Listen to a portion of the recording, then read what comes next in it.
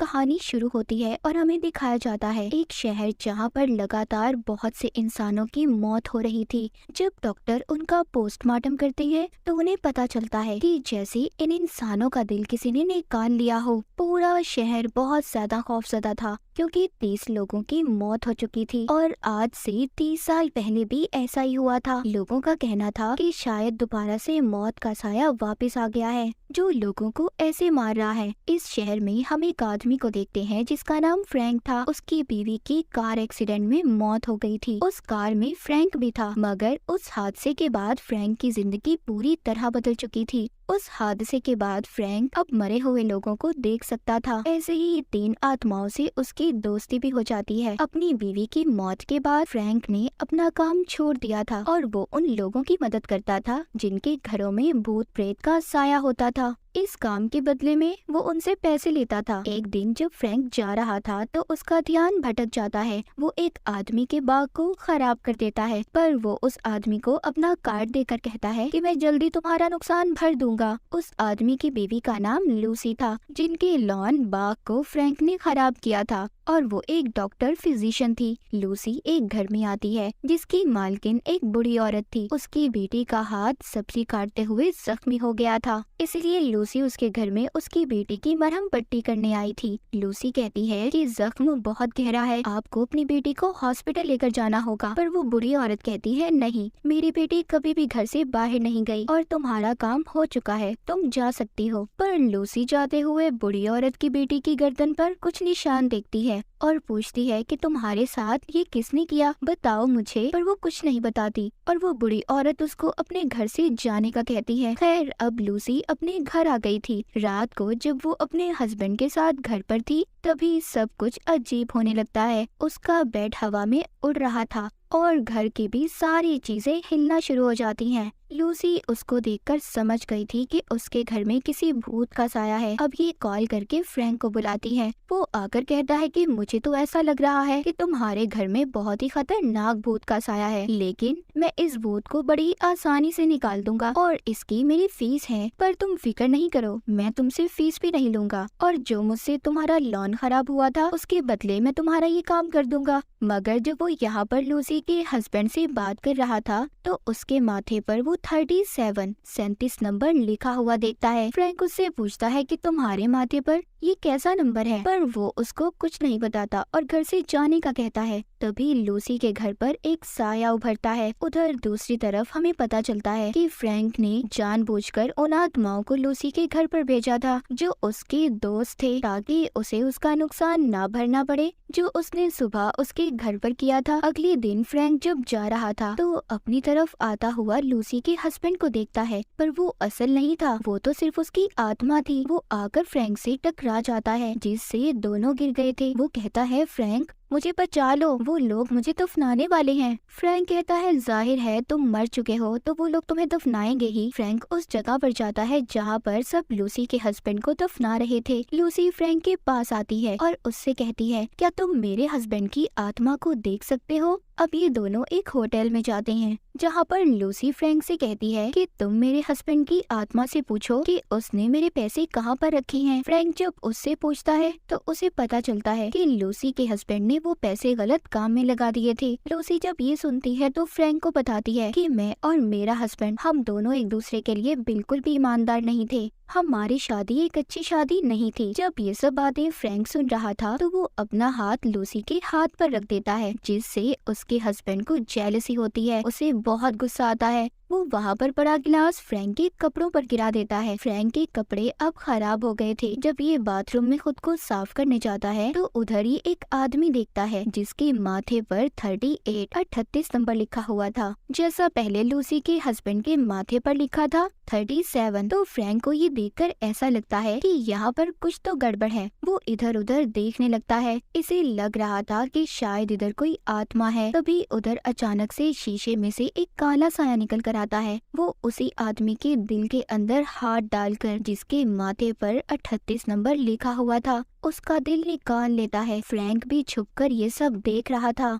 वो आदमी जो मर चुका था, उसकी आत्मा बाहर आती है। उसके सामने एक दूसरी दुनिया का दरवाजा खुलता है। उसकी आत्मा उसके अंदर चली जाती है। दूसरी तरफ फ्रैंक भी उस काले साए का पीछा करने की कोशिश कर रहा था। वो ये समझ गया था कि जितने भी लोगों की मौत हुई है वो इस काले साए की वजह से ही है, पर वो उसको नहीं पकड़ पाता। उधर लूसी को पुलिस स्टेशन में लाया जाता है क्योंकि पुलिस को अब फ्रैंक पर शक हो रहा था। उन्हें लग रहा था कि जितने भी लोग मरे हैं सबके पीछे फ्रैंक का हाथ है, क्योंकि उस जगह पर फ्रैंक भी मौजूद था। इसीलिए वो लूसी को बुलाकर सारी बात पूछते हैं। वहाँ पर एक FBI का एजेंट था। वो लूसी को कहानी बताता है। कहता है कि जब फ्रैंक अपना घर बना रहा था तो इसी बीच उसकी अपनी बीवी के साथ लड़ाई हो गई। वो अपनी कार में दोनों जा रहे थे, उनका एक्सीडेंट हो गया। उसकी बीवी के माथे पर 13 नंबर लिखा हुआ था। फ्रैंक हमेशा अपने साथ एक चाकू रखता था जो हमें आज तक नहीं मिला, और जब एक्सीडेंट के 2 घंटे के बाद हम फ्रैंक से मिले तो उसने हमें बताया कि उसे कुछ याद नहीं कि उसके साथ क्या हुआ था। दूसरी तरफ फ्रैंक, जो बेचारा काफी परेशान अपनी गाड़ी में बैठा था, तभी वो आसमान से एक रोशनी आती देखता है। ये वो रोशनी थी जो आत्माओं को दूसरी दुनिया में लेकर जाती थी। फ्रैंक समझ गया था कि उस जगह पर कोई मरा है। जब ये जाकर देखता है तो अंदर एक लड़का मर गया था। ये उसे देखकर समझ जाता है कि इसको भी उसी काले साए ने मारा होगा, जो किसी को भी नजर नहीं आ रहा। क्योंकि उधर फ्रैंक जब उस लड़के की आत्मा देखता है तो उसके माथे पर भी 39 नंबर लिखा हुआ था। यानी कि इसका मतलब ये था कि आज तक वो साया 39 लोगों को मार चुका था। जब फ्रैंक यहाँ से जा रहा था तो वो वहाँ पर एक लेडी के माथे पर 40 नंबर लिखा हुआ देखता है। फ्रैंक समझ गया था कि अगली बारी इस लेडी की है। जब ये उसके पास जाता है तो वो लेडी इसे कहती है, तुम्हारे लिए यहाँ पर कोई पैसा नहीं है। तभी उधर पुलिस भी आ जाती है और गन दिखाकर फ्रैंक को गिरफ्तार कर लेती है, क्योंकि जब पहले बाथरूम में आदमी मरा था उधर भी फ्रैंक था और यहाँ पर भी। लेकिन अचानक से वो काला साया फिर से आ गया था जो उस रिपोर्टर को मारने की कोशिश कर रहा था। पर यहाँ पर जो फ्रैंक की आत्माएं दोस्त थी उनमें से एक काले साए पर गोलियां चलाता है, जिससे वो यहाँ से भाग गया था। फ्रैंक भी उस रिपोर्टर को अपनी गाड़ी में ले जाता है, उसे बचाने की कोशिश कर रहा था, लेकिन तभी उसकी गाड़ी का एक्सीडेंट हो जाता है। वो दूर जाकर गिरता है। रिपोर्टर को वो काला साया उसका दिल निकालकर उसे मार देता है। चाहकर भी फ्रैंक उस रिपोर्टर को नहीं बचा पाया था। रिपोर्टर की मौत बिल्कुल वैसे ही हुई थी जैसे उसकी बीवी की हुई थी। अब उसको आहिस्ता आहिस्ता अपनी कुछ पुरानी यादें याद आ रही थी। रिपोर्टर की आत्मा जब बाहर आती है तो फ्रैंक से कहती है, तुम्हें मुझे मारकर क्या मिला? तुमने अपनी बीवी को भी मार दिया था। ये सुनकर फ्रैंक थोड़ा सा परेशान हो गया था और खुद ही पुलिस स्टेशन चला जाता है जहाँ पर लूसी भी थी। पुलिस ने फ्रैंक को अब पकड़ लिया था। वहाँ पर FBI का एजेंट फ्रैंक से पूछताछ करता है। फ्रैंक उसको बताता है कि काला साया है जो सबको मार रहा है, पर वो फ्रैंक की बातों पर यकीन नहीं करता। उसको ऐसा लग रहा था कि फ्रैंक सबको खुद मारता है और अपनी तरफ से ये कहानी बना रहा है। उसको खुद भी याद नहीं कि उसने कितने लोगों को मार दिया। वो एजेंट उससे कहता है कि ये सिर्फ तुम्हारा भ्रम है, एक ख्याल है, ऐसा कुछ नहीं है। और जो आत्माएं तुम देखते हो वो सच नहीं है, वो सिर्फ तुम्हारे दिमाग का एक ख्याल है। अब फ्रैंक को भी एजेंट की बातों पर यकीन होने लगा था, क्योंकि जब आत्माएं जो उसकी दोस्त थी उसके पास आती हैं, फ्रैंक अब उन्हें नहीं देख पा रहा था। उसे अब ऐसा लगने लगा था जो भी एजेंट ने कहा सब सच है। वही दूसरी तरफ लूसी फ्रैंक के घर जाती है, जहाँ पर वो रिकॉर्डेड मैसेज सुनती है जिसमें एक औरत बता रही थी कि मेरी बेटी पैट्रिशिया एक शैतान के कब्जे में है और उसी ने उसे यहाँ की दुनिया में बुलाया है। मुझे आपकी मदद की जरूरत है। दरअसल पैट्रिशिया उसी बुरी औरत की बेटी थी जिसके घर लूसी पहले भी गई थी। लूसी को ऐसा लग रहा था कि पैट्रिशिया की मॉम की दिमागी हालत ठीक नहीं है और उसने जो उसकी गर्दन पर निशान देखे थे उसके बारे में भी वो सोच रही थी कि उसकी मॉम ने ही उसे दिए होंगे। लूसी अब पैट्रिशिया के घर जाती है जहाँ पर उसकी मॉम नहीं थी। लूसी उससे कहती है कि तुम्हारी मॉम की दिमागी हालत ठीक नहीं है, और तुम्हें अब घर से बाहर निकलना होगा। पेट्रिशिया उससे कहती है तुम नहीं समझ सकती इस बात को, और एक जार की तरफ देखने लगती है। लूसी जब उससे उसके बारे में पूछती है तो वो बताती है दरअसल मेरे डैड ने कत्ल किया था और फिर अपनी जान ले ली। मेरी मॉम उनकी मौत का कसूरवार मुझे मानती है, इसमें उनकी राख हड्डियां हैं, मैं इसको अपने पास रखती हूँ। तभी पेट्रिशिया की मॉम भी आ गई थी। ये लूसी को अलमारी में छुपा देती है, लेकिन वहाँ पर लूसी को फ्रैंक का वही चाकू मिलता है जिसको पुलिस इतने सालों से ढूंढ रही थी, जिससे फ्रैंक की बीवी के माथे पर नंबर 13 लिखा गया था। लूसी ये देखकर काफी ज्यादा परेशान हो गई थी। वो किसी तरह उस घर से निकलकर फ्रैंक के पास जाती है। फ्रैंक अब उसकी किसी भी बात पर यकीन नहीं करता, पर लूसी उसको यकीन दिलवाती है कि मेरा यकीन करो सब ठीक हो जाएगा।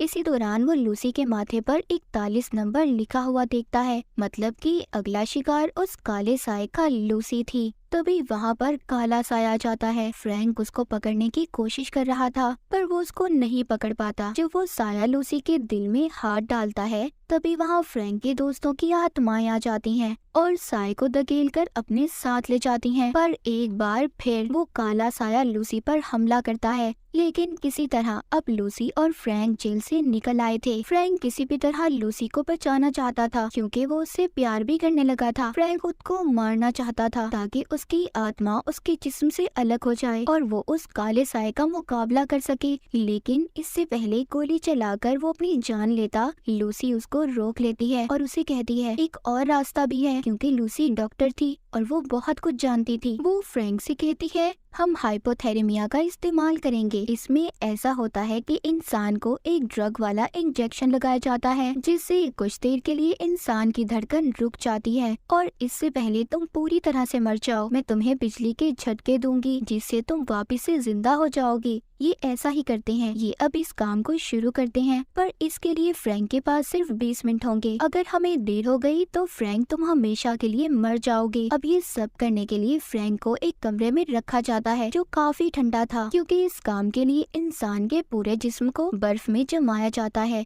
तभी वहाँ पर FBI का एजेंट भी आ गया था जो नहीं चाहता था कि फ्रैंक उस कमरे से बाहर आए। तभी एजेंट आकर लूसी को अपने साथ ले जाता है। फ्रैंक की आत्मा भी बाहर आ चुकी थी। फ्रैंक की आत्मा जानती थी कि काला साया अभी भी लूसी के पीछे है, वो उनका पीछा करता है। फ्रैंक की आत्मा काले साए को पकड़ लिया था। यहाँ पर फ्रैंक को उस काले साए की सच्चाई पता चलती है। दरअसल वो काला साया एक आदमी की आत्मा थी जो एक डॉक्टर था जिसने कई साल पहले हॉस्पिटल में 11 लोगों को एक साथ मार दिया था, और वो ऐसा इसलिए कर रहा था क्योंकि वो दुनिया का सबसे बड़ा कातिल बनना चाहता था। इन सब कामों में उसका साथ किसी और ने नहीं बल्कि पेट्रिशिया ने दिया था, जो उस वक्त नर्स थी, मगर उसकी उम्र उस वक्त सिर्फ 15 साल थी, इसीलिए उसे उम्र कैद की सजा हो गई और उस डॉक्टर को सजाए मौत। अब जब फ्रैंक उस डॉक्टर की आत्मा को मारने की कोशिश कर रहा था तभी लूसी उस कमरे में पहुंच जाती है जहां पर फ्रैंक का जिस्म था। वो बिजली के झटके लगाकर उसे दोबारा से जिंदा कर देती है, पर फ्रैंक ने आने से पहले उस काले साए की चादर को उतार दिया था। अब वो किसी भी इंसान के जिस्म में हाथ डालकर उसका दिल नहीं निकाल सकता था। फ्रैंक बताता है कि डॉक्टर की आत्मा वापस आ गई है और सबको मार रही है, तुम्हें पेट्रिशिया को घर से बाहर निकालना होगा। लूसी अब ऐसा ही करती है, वो उसके घर जाती है और पेट्रिशिया को अपने साथ बाहर जाने का कहती है, पर उसकी मॉम ने मना कर दिया था। वो कहती है पेट्रिशिया कहीं पर भी नहीं जाएगी। लूसी उससे कहती है कि फ्रैंक का चाकू तुम्हारी अलमारी में क्या कर रहा था। तभी ये सुनकर पेट्रिशिया की मॉम अपने कमरे में जाती है और तभी पेट्रिशिया भी पीछे जाती है। थोड़ी देर बाद पेट्रिशिया वापस आ गई थी। कहती है मॉम मान गई है, मैं पुलिस के पास जाने के लिए तैयार हूँ। पर एकदम से पेट्रिशिया का बर्ताव बदल जाता है। वहाँ पर डॉक्टर की आत्मा आ गई थी। पेट्रिशिया उसको महसूस कर रही थी क्योंकि वो डॉक्टर से प्यार करती थी। डॉक्टर अब खुद तो लूसी को नहीं मार सकता था। वो पेट्रिशिया से कहता है तुम्हें लूसी को मारना होगा, हमें सबसे ज्यादा खून करने का रिकॉर्ड बनाना है। तभी पेट्रिशिया उससे कहती है मैं अपना कोट पहन कर आती हूँ। दरअसल वो चाकू लेने गई थी जो अब लूसी को मारना चाहती थी। तभी लूसी देखती है पेट्रिशिया ने अपनी मॉम को भी मार दिया था और उस पर हमला करने की कोशिश कर रही थी, लेकिन वहाँ पर अब फ्रैंक भी आ चुका था। पेट्रिशिया इन दोनों को बंदूक से मारने की कोशिश करती है। डॉक्टर की आत्मा एक तस्वीर में जाकर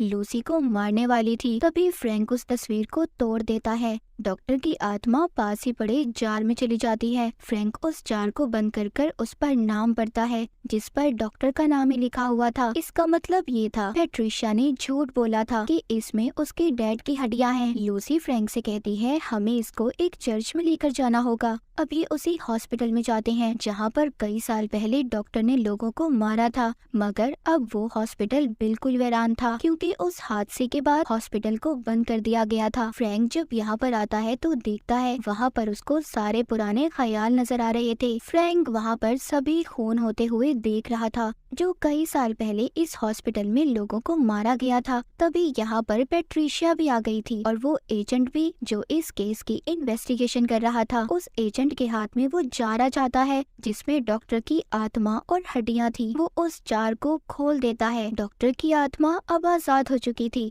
वो फ्रैंक को भी मारना चाहता था। तभी उधर पेट्रिशिया आ जाती है जो फ्रैंक को मारने वाली थी, लेकिन फ्रैंक जानबूझकर नीचे गिर जाता है और गोली एजेंट को लग जाती है, जिससे एजेंट की वहीं पर मौत हो गई थी। यहाँ पर फ्रैंक को अपनी मरी हुई बीवी का ख्याल आ रहा था जब उसको पेट्रिशिया और डॉक्टर की आत्मा ने मिलकर मारा था, जो चाहकर भी फ्रैंक कभी याद नहीं कर पाया था। फ्रैंक नीचे गिरने की वजह से काफी जख्मी हो गया था। यहाँ पर पेट्रिशिया और डॉक्टर की आत्मा भी आ गए थे। पेट्रिशिया फ्रैंक पर गोली चलाने वाली थी, मगर बंदूक में गोलियां खत्म हो जाती हैं, इसीलिए पेट्रिशिया उसका गला दबाकर उसे मार देती है। लूसी चाहकर भी फ्रैंक की मदद नहीं कर पा रही थी क्योंकि उसको डॉक्टर की आत्मा ने पकड़ा हुआ था। लूसी फ्रैंक को नहीं बचा पाती, पेट्रिशिया ने उसे मार दिया था। अब वो लूसी को मारने आती है, तभी वहाँ पर फ्रैंक की आत्मा आकर उसे पकड़कर अपने साथ दूसरी दुनिया में ले गई थी और डॉक्टर की आत्मा से कहती है अगर तुम पेट्रिशिया को बचाना चाहते हो तो आओ इसे बचा लो। वो भी उनके पीछे जाता है और फ्रैंक की आत्मा से पेट्रिशिया को छुड़वा लेता है।